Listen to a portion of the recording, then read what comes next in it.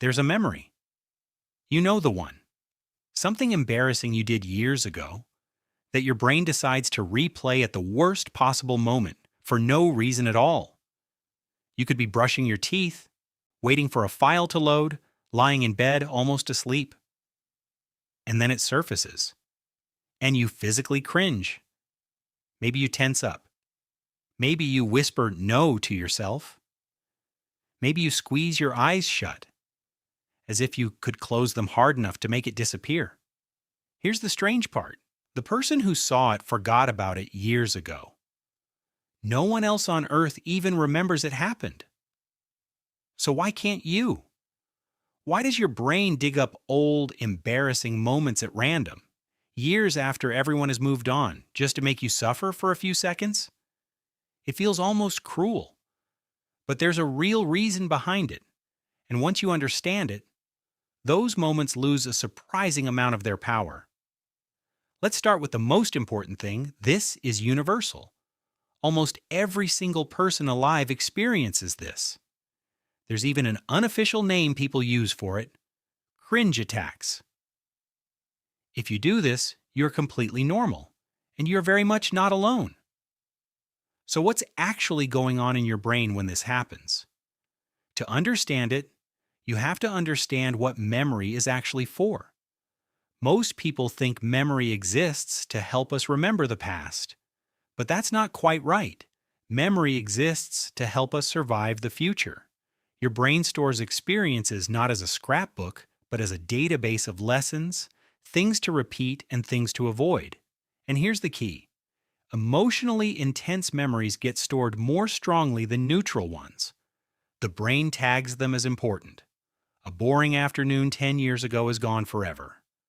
But a moment of intense embarrassment? That gets burned in, flagged, and saved. Because to your brain, social embarrassment was once a genuine survival threat. That sounds dramatic, but think about where humans came from. For most of human history, we lived in small groups, and being accepted by your group was life or death. If you were rejected, humiliated, or pushed out of the tribe, your survival odds dropped dramatically. There was no surviving alone in the wild. So the human brain evolved to take social standing extremely seriously, far more seriously than modern life actually requires. This is why embarrassment feels so physical, so intense, so disproportionate to what actually happened. To your rational mind, saying something awkward at a party 10 years ago is nothing.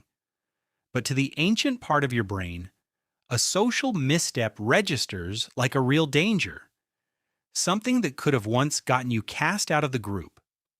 So when your brain replays that old cringe memory, it isn't trying to torture you.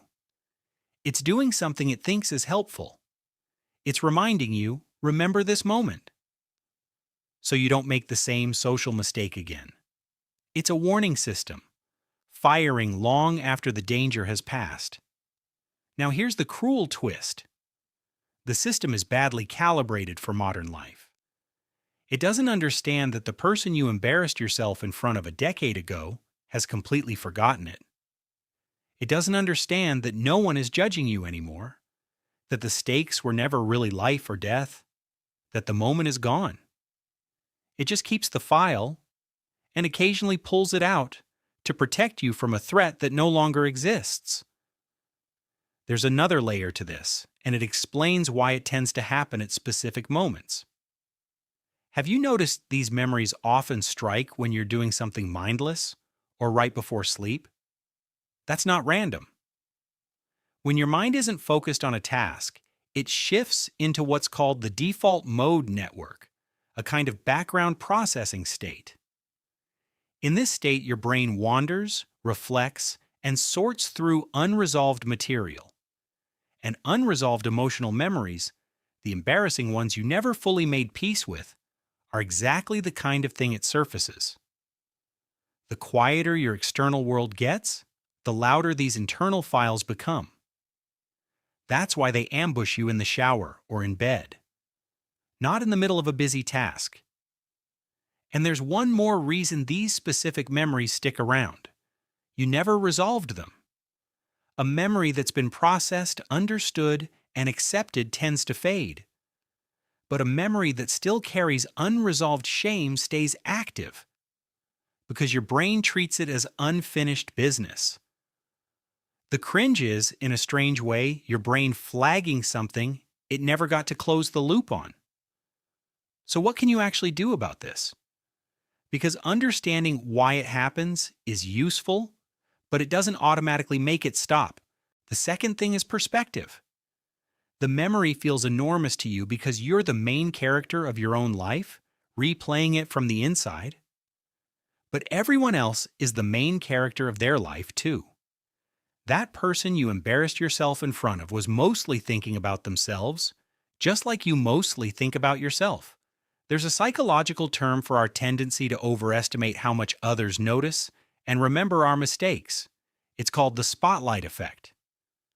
The truth is, the spotlight you feel was almost always only ever pointed at you by you. And the third thing is the kindest. Recognize that the person in that memory was doing their best with what they knew at the time. You've grown since then.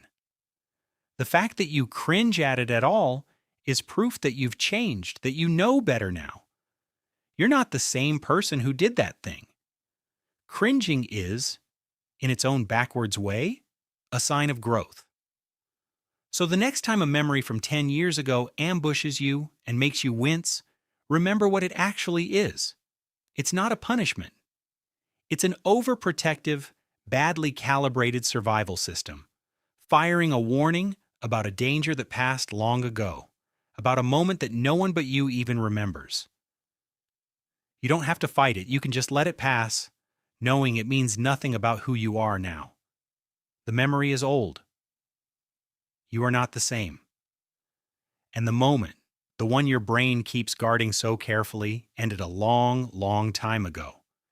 If this happens to you, and now you know it happens to almost everyone, you finally understand why. It's not cruelty. It's just a very old part of your mind, trying clumsily to keep you safe.